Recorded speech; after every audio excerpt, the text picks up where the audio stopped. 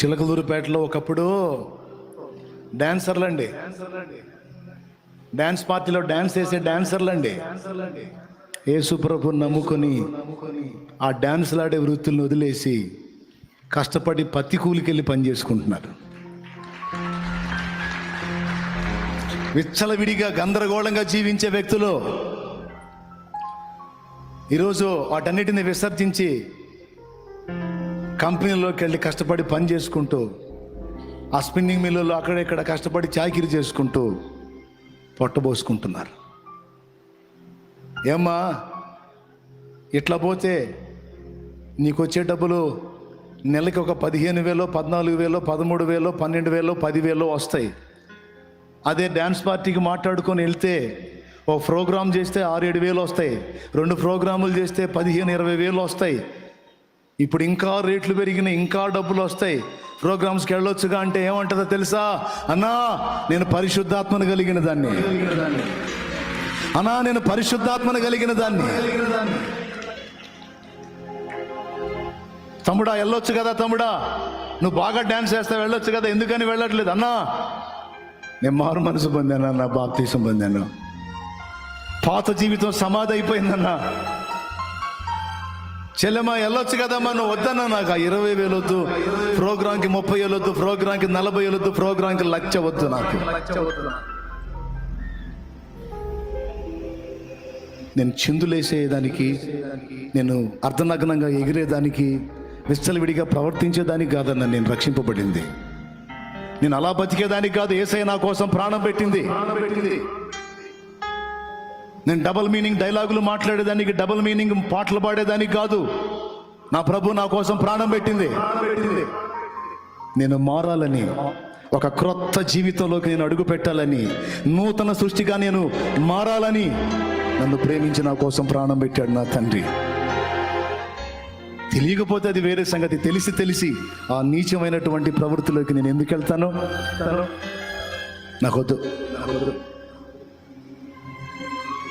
అని మారిన ఆడపిల్లల్ని చూసినప్పుడు కడుపు నిండిపోద్ది. నాకు కడుపు నిండిపోయిందండి. ఎంత సంతోషమో. డాన్సర్లు మారిపోయారు. పడుపు వృత్తి చేసుకొని బ్రతికేటువంటి వ్యక్తులు మారిపోయారో. ఆ విచ్చలవిడి వ్యభిచార జీవితాన్ని విసర్జించి కష్టించి పని చేసుకొని ఈరోజు 10 మందికి మార్గదర్శకులుగా నిలబడ్డారు. మన మార్పుని ఇద్దరు చూస్తున్నారు. జీవం గల దేవుడు చూస్తున్నాడు, మన చుట్టూ ఉన్న సమాజం కూడా ఎదురు చూస్తుంది, మన కుటుంబం ఎదురు చూస్తుంది. పరిశుద్ధాత్మ సంబంధంగా మారిన జీవితాలు. మన నోటి వెంట దూషణ, మన నోటి వెంట అపవిత్రమైన మాటలు మన పిల్లలు ఎనరో. మనం అన్న మాటలే మన పిల్లలు అంటారు కదా, మనం అన్న మాటలే వాళ్ళు అంటారు కదా. పిల్లల్ని కంట్రోల్ చేయగలమా? నో. ముందు మనం నోరు ముయ్యాలి. భయంకరమైనటువంటి వ్యక్తులు మారిపోయారు తెలుసా? కొంతమందికి సినిమా పిచ్చి, సినిమా యాక్టర్ల పిచ్చి. అట్టంటి వాళ్ళు కూడా మారిపోయారని వదిలిపోయింది ఆ పిచ్చి. ఇప్పుడు ఏసై పిచ్చి పట్టింది. దేవునికి స్తోత్రం కలుగును. కొంతమందికి సినిమా వాళ్ళ పిచ్చి. ఏం పిచ్చో, మహా పిచ్చేది. ఒకసారి ఎన్టీఆర్ గారు ఒక చోట ప్రచారానికి పోయాడంట. అప్పట్లో ఎన్టీఆర్ గారు ప్రచారానికి పోయాడంట ఒక చోట. మన గ్రామంలో వాళ్ళ ఓట్లు మనకు వచ్చేటట్టు జాగ్రత్తగా చూడండి, మాట్లాడండి, మనం చేద్దాం, ప్రజలకు మంచి చేద్దాం. పాపం ఆయన చెప్పుకోవడానికి వెళ్ళాడు. ఆ ఊర్లో ఎన్టీఆర్ పిచ్చిది ఒక ఉందంట. ఎన్టీఆర్ పిచ్చిది చూడండి. వీళ్ళ పిచ్చితో పాపం వాళ్ళు ఎన్ని సార్లు పెడతారు. ఆయన సినిమా వస్తే రోజుకు 4 గంటలు అవకాశం ఉంటే 4 గంటలు చూసిద్దంట. ఇంట్లో టిఫిన్లు క్యాన్లు కూడా అమ్మి చూసిద్దంట. అంత పిచ్చి. వాళ్ళు అన్నారు, సార్ మీరు వచ్చారని తెలిసింది బయట జనానికి, చాలామంది వచ్చి ఉన్నారు,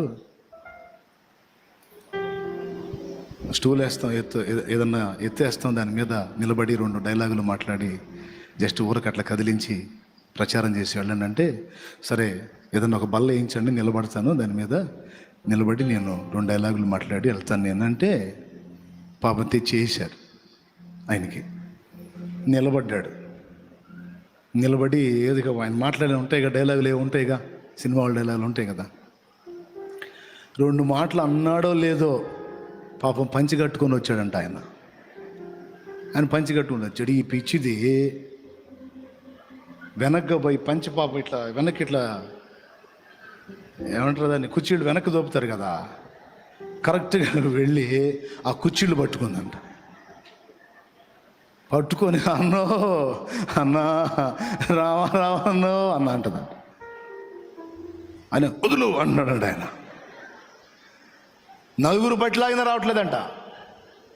గట్టిగా లాగారనుకో ఏం పట్టుకుంది, ఆంతులు లాగిందనుకో పంచి మొత్తం ఊడిపోయింది. ఆయన పరిస్థితి ఏంది, ఎంత డేంజరు. ఇట్లాంటి పిచ్చోళ్ళు కొంతమందికి ఆ పిచ్చి, కొంతమందికి రాజకీయం పిచ్చి, ఓ అమ్మ రకరకాల పిచ్చులు. మనకు ఆ పిచ్చులన్నీ కాదు, మనకి యేసయ్య పిచ్చి. మన హీరో చెప్పు, ఎవరో మన హీరో, పెద్దగా చెప్పు. అది మన నాయకుడు, మన జెండా, సిలువ జెండా. మన గుర్తు సిలువ గుర్తు, మన నాయకుడు యేసునాథుడు. మనం పరిశుద్ధాత్మను కలిగిన వాళ్ళం. పనికిమాలిన మనుషులకు బానిసలంగా మనం. వాళ్ళకి పిచ్చి, కొంతమందికి రాజకీయ నాయకులు పిచ్చి, కొంతమందికి ఏమో సినిమా యాక్టర్ల పిచ్చి.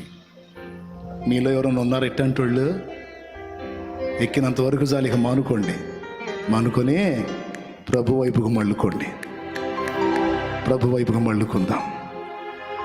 మనం చేయాల్సిన క్రియలు మనం చేద్దాం. దేవుడు చేయాల్సిన క్రియలు దేవుడు చేస్తాడు. జీవితాల్లో విప్లవాత్మకమైన మార్పు మనం చూస్తాం. ఆమేన్.